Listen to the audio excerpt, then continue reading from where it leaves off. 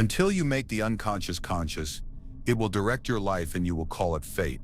You live behind glass, a smile pressed against it, fogging the surface just enough to suggest warmth. You shake hands. You answer, "I'm good." You play the role that fits the room, competent at work, agreeable at dinner, patient on the phone. The persona keeps the peace and pays the bills. It trims the edges of your voice until you pass through the day like a well-tailored ghost. People applaud the costume, and for a moment you feel safe. Then the applause fades, and a quiet question returns. If they love the mask, who saw you? The persona is efficient, but it is not alive. It is the office smile that knows every deadline but not why your chest aches on the commute. It is the family role that cracks a joke to cool the room while your stomach knots like a rope. It is the "I'm fine" face that scrolls past your reflection as if it belongs to a stranger. Masks keep order. They purchase predictability. Yet each yes that betrays your no costs a breath.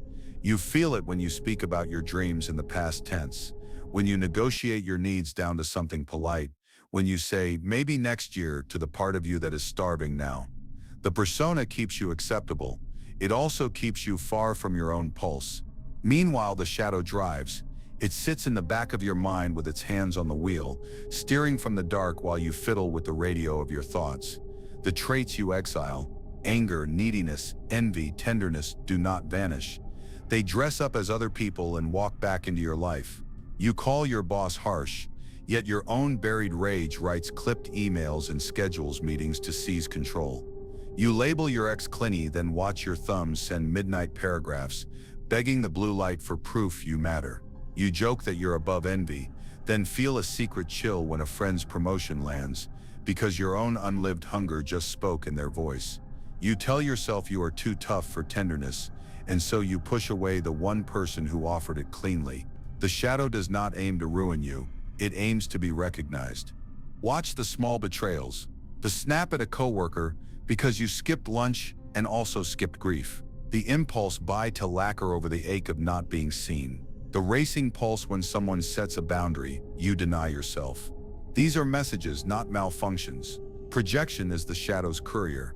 You stamp your disowned feeling on another face and read them as the villain. Reactivity is the engine. A glance, a delay, a comment without an emoji, and the car lurches. The shadow is not a monster. It is a locked room filled with living parts of you knocking from the other side of the door. Denial is expensive. You pay with soul fatigue, eyes open, spirit dim. Burnout is not only overwork, it is the tax for rowing against your own current. Sunday dread arrives like weather humming through your bones before the alarm. You bargain with time like a hostage negotiator. 2 more episodes, 1 more scroll, and the ache might soften. You lie in bed submerged in feeds, curating a life you do not inhabit. You say you are just tired, but the tiredness does not sleep. It is not laziness. It is the friction of a split self.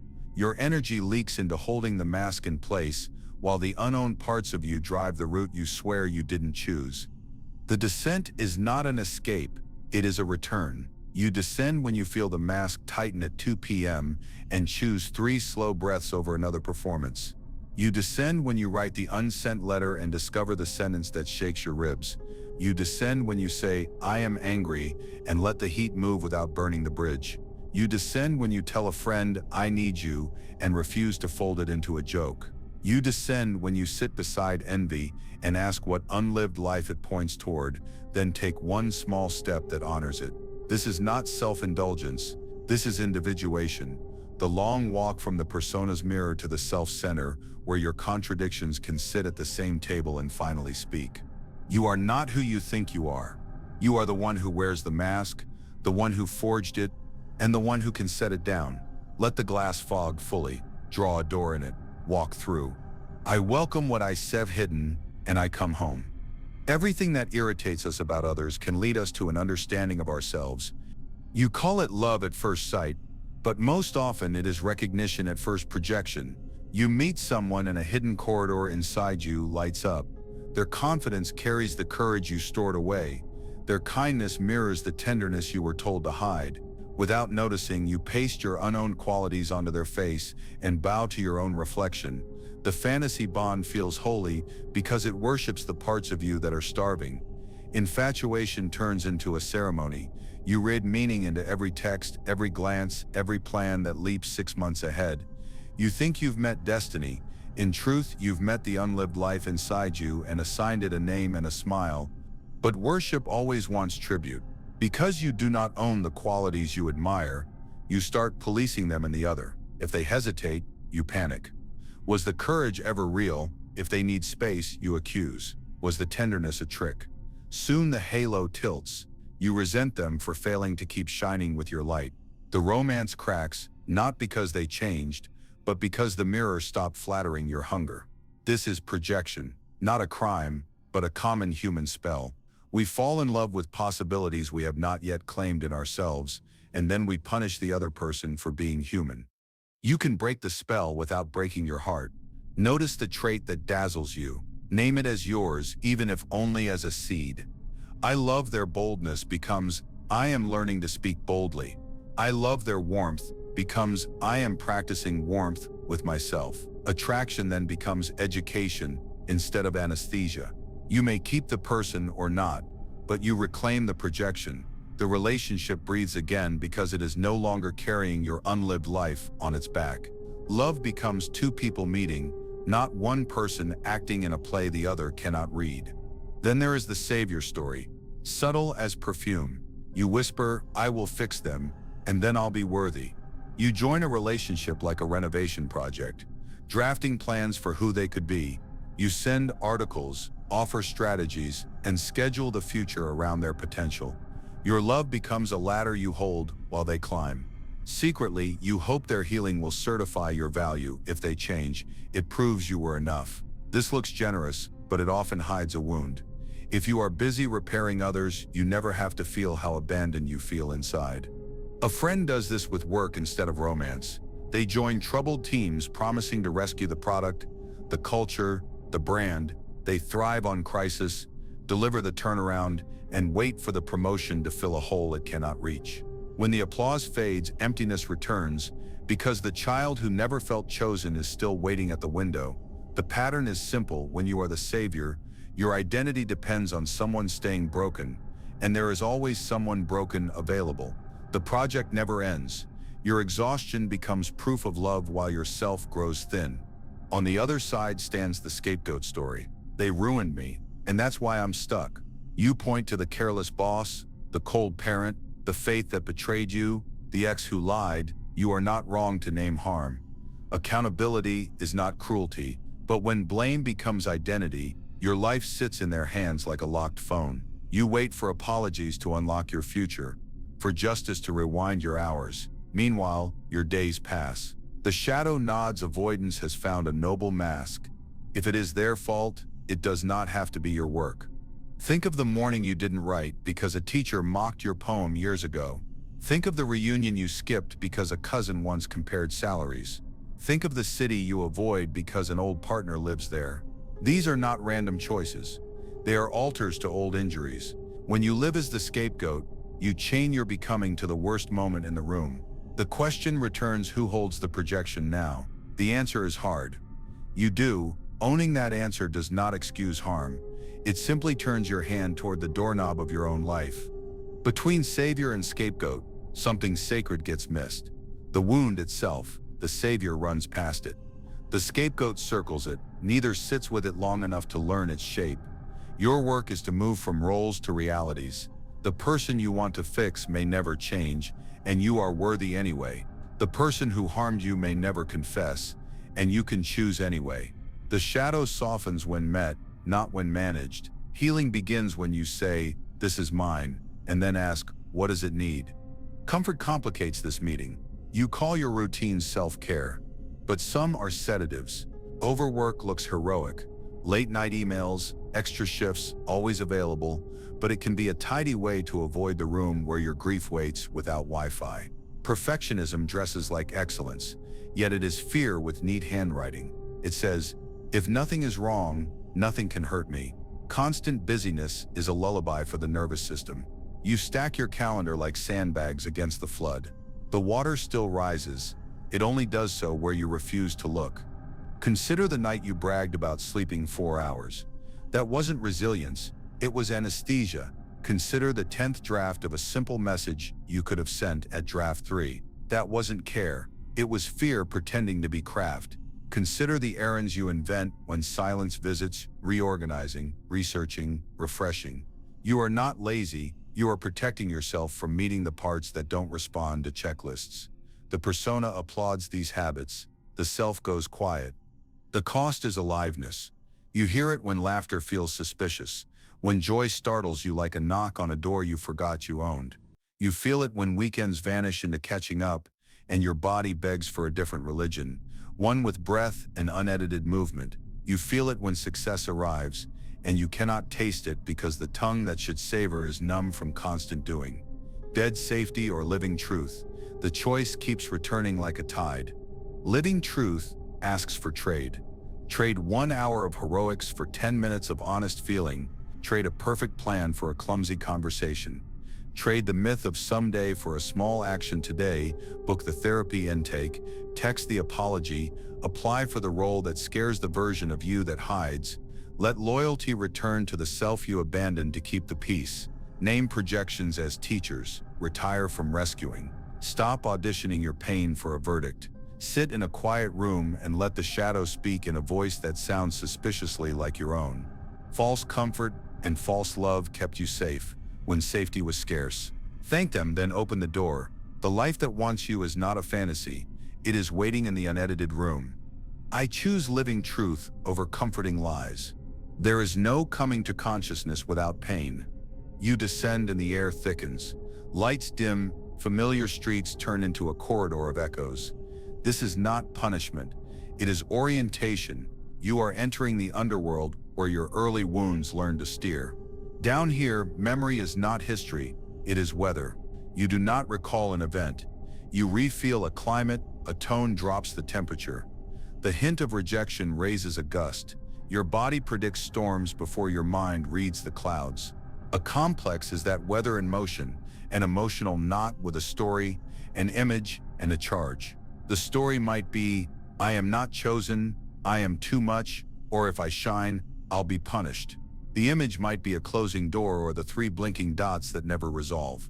The charge is unmistakable, heat in the face, a cold belly, a fast heart. When conditions match, someone forgets, delays, or sighs, the cell gathers and takes the sky. You start hearing through rain. A neutral message becomes a verdict. A calm face looks like judgment. The present blurs under yesterday's clouds.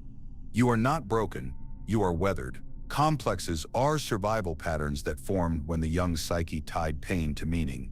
A distant parent becomes, I must earn love. A mocking teacher becomes, hide your gift. A silent church becomes, questions exile me. Meaning hardens, the body takes notes. Years later, a similar sky appears and the old forecast downloads. You react quickly because quickness once protected you. The task now is not to abolish storms, but to learn their names and choose your route. Then comes the looping road, repetition compulsion, the sense that fate keeps casting you in the same scene. The same person arrives in different faces, unavailable love, critical authority, abandoning friend. Scene 1. You fall for charm wrapped in mystery. They praise your depth and vanish for days, and you call it chemistry when it is voltage. Scene 2. A boss who pushes you to grow, uses sarcasm as a whip. Your productivity spikes while your sleep shrinks. Scene 3.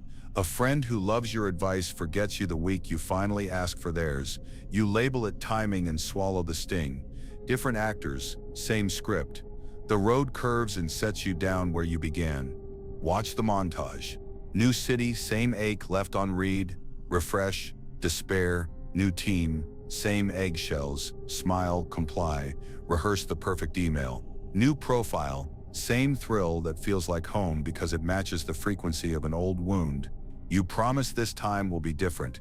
Then a familiar pull floods your ribs and your hands sign the old contract. It is not weakness, it is orientation. The inner weather whispers, here is the storm you know. Survival is not the goal anymore. Living is. Practical signs appear like mile markers. You defend a red flag as a special shade only you understand. You hear a supervisor's voice when no one is around and edit sentences as if they are listening. You keep caretaking adults who do not reciprocate and call the imbalance loyalty. You rationalize the ache as proof that it matters, like blisters after a pilgrimage. But love is not a test you must suffer to pass. Authority is not a parent to please for safety. Friendship is not a clinic where you work for affection. To exit the loop, slow the film before you text. Breathe before you perform. Place a hand on your heart and name the weather. Abandonment storm forming. Before you seek approval, ask, what age am I right now? If the answer is not your current age, pause. Offer that younger one presence before you offer this moment a reply. If you cannot trust your perception, borrow a friend's, someone who has seen the montage and will tell you the truth. The loop loosens when witnessed, the scene shifts when you stay. At the bridge between you and others, stand the figures Jung called anima and animus, the inner feminine and inner masculine, not genders, but functions of soul. The anima carries feeling, imagination, and receptivity, the moonlit capacity to listen within. The animus carries thought, discernment, and resolve, the sunlit capacity to decide and act. When ignored, they warp love into projection. When honored, they deepen it into meeting. Picture them as two hands meant to clasp.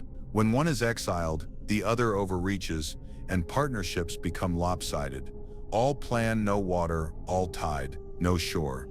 When the anima is neglected, you stop hearing your own tides. You chase intensity because quiet terrifies you. You fear softness in yourself, so you worship it in others and then resent them for being too emotional. You swipe past steady warmth because it doesn't spike your nervous system high enough to feel like love. You speak in plans and metrics when your body asks for a poem. The result is brittle connection, plenty of structure, no river. Tenderness returns in clumsy floods. Tears at 2 a.m., high confessions that arrive too late. Because the part of you that knows how to receive has been starved. When the animus is neglected, boundaries blur. You feel deeply but cannot shape feeling into choice. You confuse chemistry with commitment. You interpret red flags as projects. You offer compassion without discernment and call the wreckage fate. Your texts become long explanations instead of clear edges. Decisions feel like betrayals of others, of peace, of the persona you curated. The result is endless dialogue with no doorway. Shadow hardens into stubbornness because the power to say no has been living in exile, planning its return. Honoring these figures is not a museum tour. It is daily practice. Feed the anima by letting images speak, draw badly, journal messily, sit 10 quiet minutes until the first honest sentence arrives. Notice dreams without turning them into spreadsheets. Feed the animus by making one clean decision a day that serves your future, even if your past protests. Say, I won't explain this boundary twice. Say, I will not build a life around someone's maybe. Let feeling inform thought. Let thought protect feeling. When they clash, partners feel less like rescuers or enemies, and more like companions on the same road. Here in the underworld, the truth is simpler than the storm suggests. Your wounds have been choosing for you. They chose partners who confirmed the old story. They chose offices that echoed the old classroom. They chose silences that sounded like home. This is not your fault, and it is now your responsibility. Meet the complex with a hand on the handle, not a sword. Say, I see you. Thank you for surviving. We are going another way. The sky may not clear at once, but windows appear. Through them, you glimpse paths you did not know you could take. You will still feel the weather. You are meant to, but it will no longer take the whole sky. Some storms you will let pass without writing a novel about the rain. Some loops you will step out of before the second act. Some inner figures you will greet before they become outer drama. And slowly, choice returns, not the frantic choice of fixing others, nor the frozen choice of blaming them, but the grounded choice of one who knows the forecast and still sets sail. I name the storm. I choose the road. In all chaos, there is a cosmos. In all disorder, a secret order. One day, the mask that carried you simply stops working. The lines you used to calm rooms no longer calm you. The old jokes taste like stale gum. Meetings end, and your chest keeps pounding as if a warning siren got stuck. Panic edges your mornings. Rage flares at red lights. Emptiness drifts through the afternoon like a low cloud. These are not sins. They are signals. Anxiety is the shadow tapping your shoulder. Something exiled wants to speak. Jealousy is the self pointing at a desire you disowned.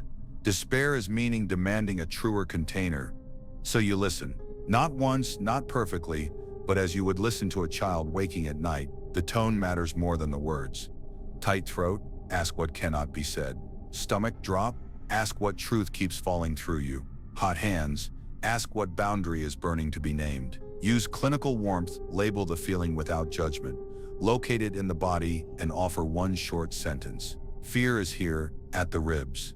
Envy is here, behind the eyes. Grief is here, heavy in the jaw. You are not indulging weakness, you are translating weather. Anxiety, jealousy, despair, signals, not verdicts. Anxiety says, your map is outdated. Jealousy says, your longing is alive. Despair says, the old story cannot carry your weight. When you read feelings as messages, shame loosens its grip. You stop treating your nervous system like an enemy and start treating it like a messenger from the underworld. You open the door instead of bracing it with furniture. The moment you stop arguing with the signal, it begins to share its coordinates. Then the fracture arrives. Not a grand collapse, more like hairline cracks spreading through porcelain, until one day the cup chills your hand and you realize it cannot hold. Routines falter. The gym shoes sit by the door, clean and accusing. The calendar becomes a museum of who you used to be. Certainty dissolves in small ways. You can't finish the email, you reread the same paragraph 5 times.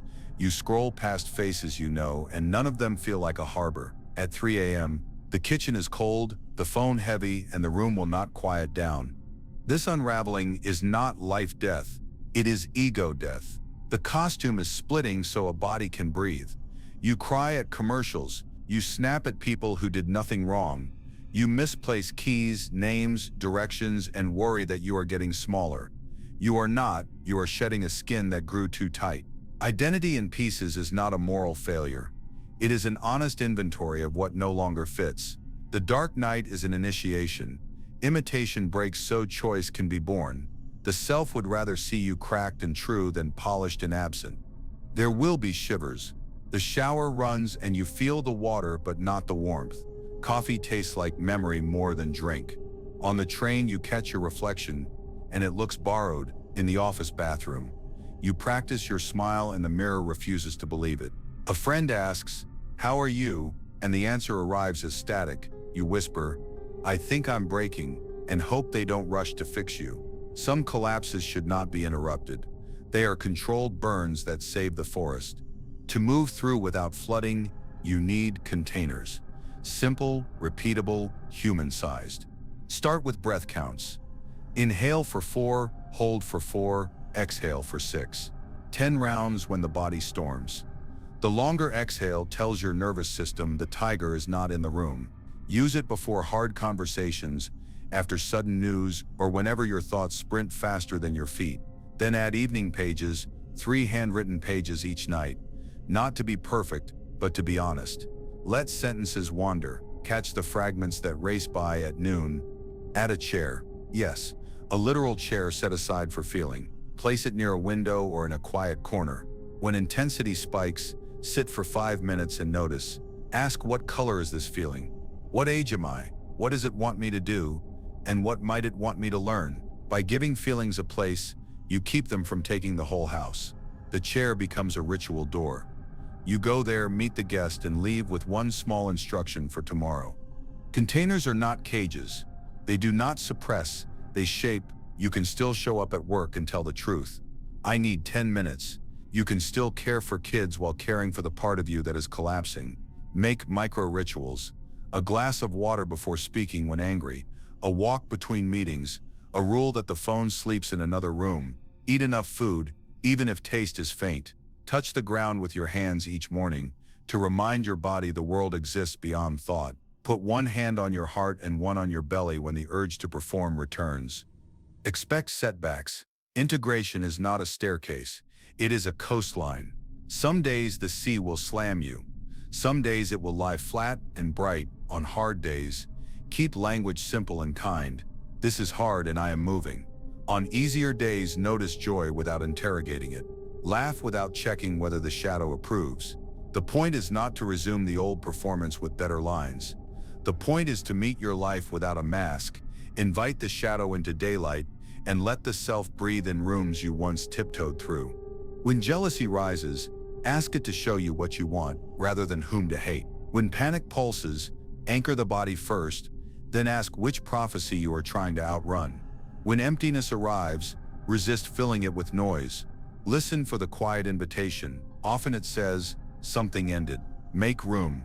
Trust that endings, when honored, create space for forms of love you could not imagine while holding the old set together with tape. Practice small endings. Log off, say no, leave on time, so larger endings don't have to break you to be believed.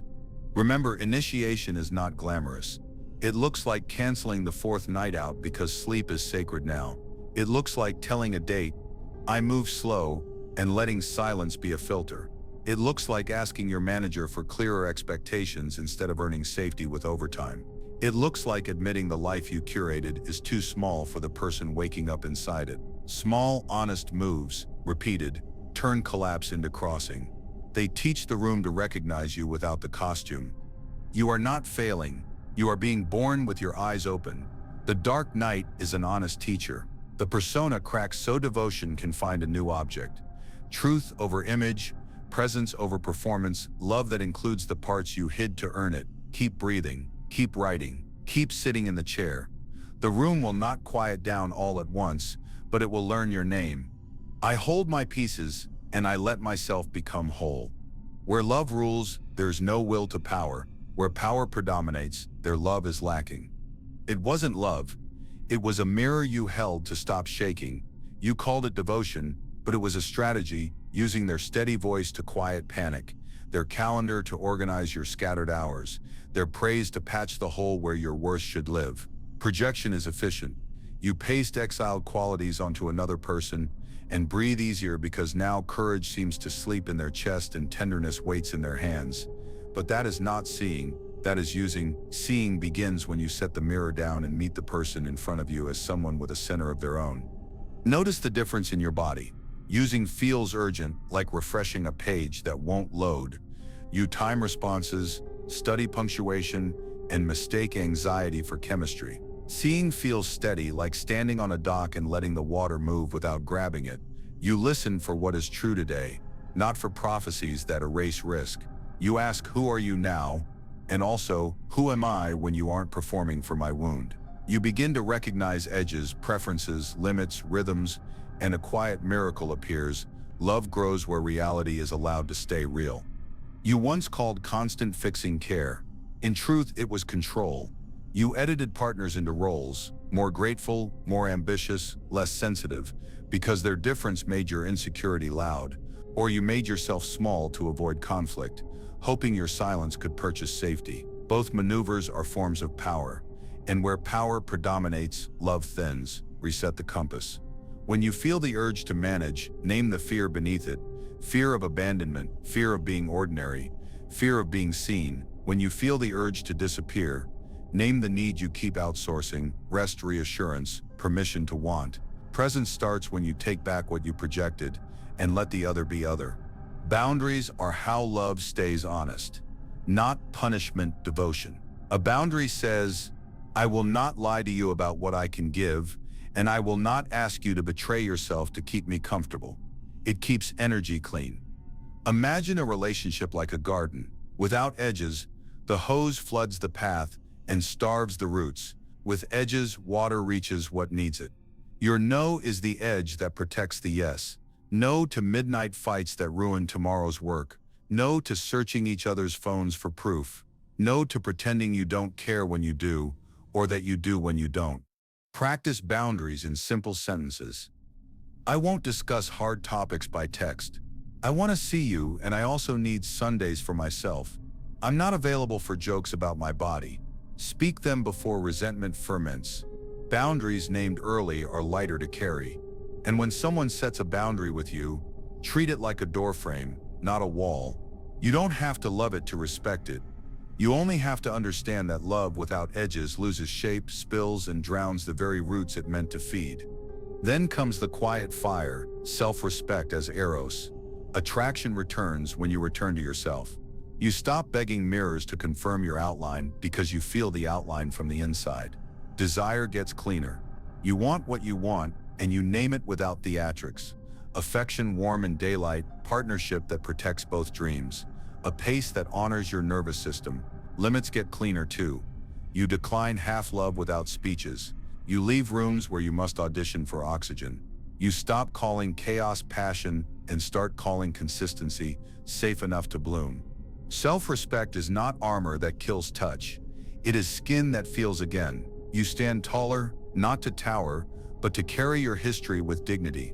You keep promises to yourself in small ways. Bedtime, money, art, movement, and the body starts to trust you. That trust is magnetic. People sense when you will not trade your center for approval, and the ones worth keeping relax because they do not have to rescue or dominate you to matter. Romance turns from chase to meeting. Compliments become music, not medicine. Try this today. Write 3 desires you once outsourced to a partner. Validation, adventure, tenderness, and give each a homecoming action. Validation, finish the project and let your own eyes witness it before anyone else does. Adventure, book the class or the solo day trip instead of waiting for agreement. Tenderness, cook the meal, light the candle, speak to yourself the way you wish to be addressed, not as performance, but as promise. The more you practice this, the less you demand others carry what belongs to you, and the more room there is to actually see them. When you slip as humans do, return to presence and edges. Ask, am I seeing or using right now? If you're using, breathe and step back. Ask, what boundary keeps this honest? If you're blending, draw the line and keep it. Ask, what choice honors my worth? If you're bargaining with your soul, pause and renegotiate with yourself. This is not cold. It is warm and sane. It lets love arrive on its own feet instead of dragging it by the wrist. It was never love when you abandoned yourself to be chosen. It was never love when you managed another adult like a project. It was never love when fear wrote the rules and called them vows. Love begins where you end the audition, where you gather what you gave away, where 2 whole people choose each other without becoming each other's cure. Let the old story retire, with thanks. You are ready for something truer. I keep my center, and I love from it. One does not become enlightened by imagining figures of light, but by making the darkness conscious. You are ready to stop fighting your shadow and start meeting it, not as a monster, but as a messenger that learned rough languages to protect you. This is practice, not theory. We begin with active imagination, a doorway you can open on purpose. Choose a quiet room, dull the lights, place both feet on the floor. 3 slow breaths in, longer breaths out. Put a pen and paper within reach. Close your eyes and wait for an image to arise on its own. A staircase, a wolf, a locked drawer, a younger you, a storm over a small house. Do not design it, invite it. When the first clear image arrives, greet it. I see you. Now begin the dialogue on the page. Write exactly what you see and hear. Ask, who are you? Let the image answer in its own words. If it refuses, write the refusal. Ask, what do you want from me? Not from me. This honors its original aim to protect. Ask, what are you afraid will happen if I ignore you? Then ask, what small action would show I heard you today? Keep the exchange grounded. If the wolf says stop apologizing for your voice, your action might be to speak once in a meeting without softening the point. When fear spikes, negotiate. I won't quit my job tonight, but I will schedule the conversation, or I will not text them now, but I will decide tomorrow after a walk. Write a closing line that acknowledges the meeting. Thank you for guarding me. I will try this. Then breathe and return to the room. Active imagination is not escape. It is citizenship in your inner world. 5 to 15 minutes several times a week slowly turns the saboteur into an advisor who trusts you enough to stand down. Night brings another doorway. Dreams, the psyche's cinema where the shadow hangs up its armor and speaks in symbols. Treat dreamwork like nightly therapy. Keep a notebook by your bed and a dim penlight. When you wake at 3 a.m. or 7, write without moving much. Use a simple protocol, title, mood, key images, associations, tiny action. Title, name it like a film.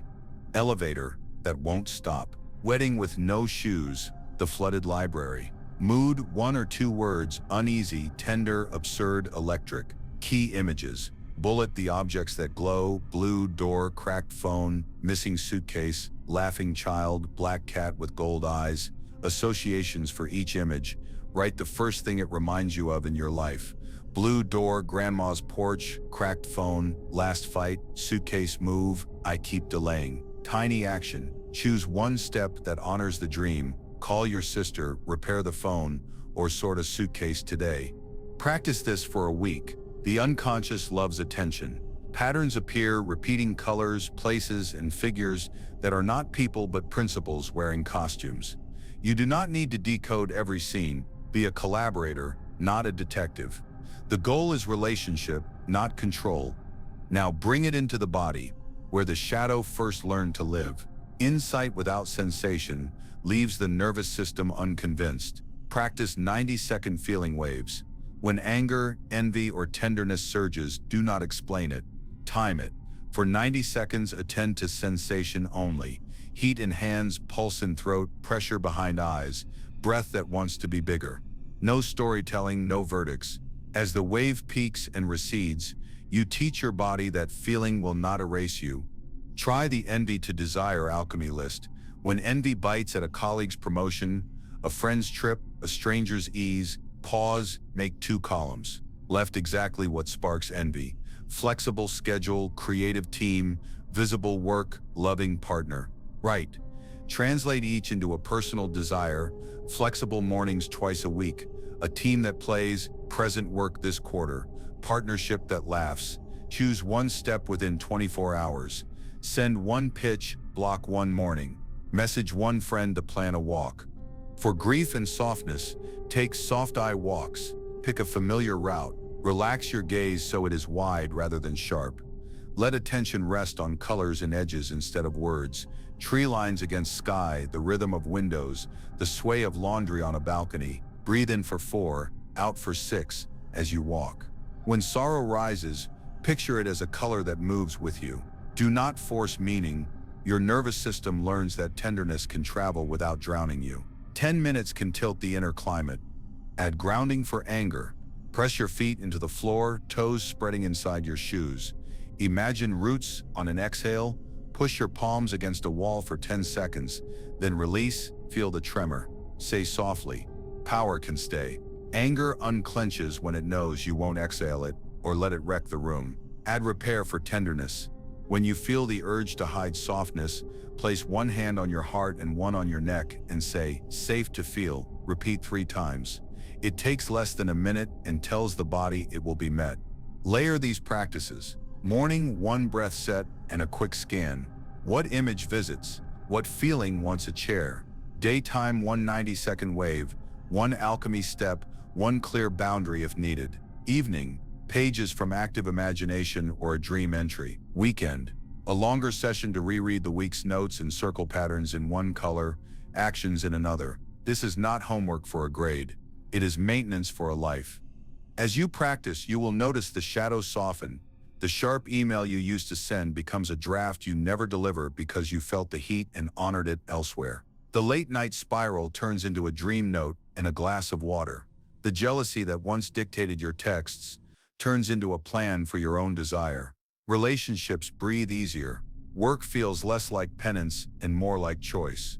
You get sturdier, stranger, more honest, qualities the self recognizes as home. This is individuation made practical. Not a grand revelation, but a daily friendship with what once frightened you. You are not hunting darkness. You are turning toward it with a lamp. You are not replacing the mask with a better mask. You are growing a face that can weather both praise and silence. You are becoming the one who can hear a cymbal at night, negotiate with a wolf at noon, and walk a city street at dusk with soft eyes and an unhurried heart. I welcome the dark, and I walk with it into the light. Peace is not the absence of weather. It is the skill of carrying an umbrella and a sky inside you. You do not graduate into calm. You practice it. Individuation is a daily vow set in small rooms with ordinary breath when no one claps. Give it 20 minutes. First, a dream note. Before voices fill the day, write the title, the mood, one image that still glows. Let the unconscious know you're listening. Second, one honest boundary. A single sentence that keeps the day clean, no evening emails, or I'm not available for jokes at my expense. Third, one kind repair, a message, a look, a touch that returns dignity where you took it or where you withheld it from yourself. That's the vow, not heroic. Steady, you repeat it tomorrow and the next day until your life begins to trust you. Keep the ritual rhythmic. On anxious mornings, the dream note anchors you to a deeper tide than headlines. On crowded afternoons, the boundary saves your energy from scattering like birds. On nights when shame prowls, the repair reminds you that love is a verb you can do even while learning. These are not tricks. They are threads. Over weeks, they braid into a rope strong enough to hold you when old weather rolls in. Peace grows from kept promises whispered at ordinary times. Hope does not ask you to walk alone. Choose a community of mirrors, people with clear eyes and soft hands. Safe others do three things. They tell you the truth without decorating it as doom. They celebrate your small vows like they are seeds. They never demand you cut off a part of yourself to belong. You will know them by how your body settles in their rooms. Shoulders lower, jokes land without fear. Silence is allowed to rest between sentences. These are not perfect humans, they are faithful witnesses. Let go of audiences that feed your persona and starve yourself. You do not need flattery that inflates and then collapses. You do not need punishment disguised as advice. Find kin who can say, you slipped, and also, you're still you. Trade the hustle of earning love for the neighborly work of practicing it. Share dream notes over coffee. Practice boundaries as a group norm. Make repair a culture instead of an emergency. This is not sentiment, it is structure for the soul. You will still meet storms. The old ache will text at midnight. The familiar panic will rattle the morning door. Peace is not turning them away. It is welcoming them without giving them the keys. You breathe in for 4, out for 6. You ask, what is this weather trying to say? You place the feeling in the chair you set aside and listen for one small instruction. You act on that, not on the spiral. This is what adulthood looks like in the psyche. You host the guests without letting them overturn the table. Choose meaning over comfort. Comfort says, hide, the sky might change. Meaning says, walk, the sky always changes. Comfort wants you polished. Meaning wants you present. Comfort fears edges. Meaning keeps them so love can keep its shape. When you choose meaning, your days get quieter, not smaller. There is less performance, more presence. Fewer explanations, more contact. You notice birds returning to a tree you once shook. Picture this evening's sidewalks. The city humming its slow blue music. You walk home. At your side is the shadow. Not behind you, not ahead, not leashed, not loose. At your side. Sometimes it whispers a warning, sometimes it hands you a memory like a lantern. Sometimes it says nothing and simply keeps pace. You are not merged and you are not at war, you are in conversation. The self is the one who keeps the rhythm, step, breath, step, and chooses the door. This is hope in Jung's horizon. Not perfection, not glittering certainty, but a faithful conversation with what lives inside you. 20 minutes a day, a circle of clear-eyed people, a preference for meaning over anesthesia. The storms keep their names, the sky keeps its vastness, and you no longer split, keep walking, umbrella ready, heart open, feet on the ground. I choose meaning, and I keep walking in peace.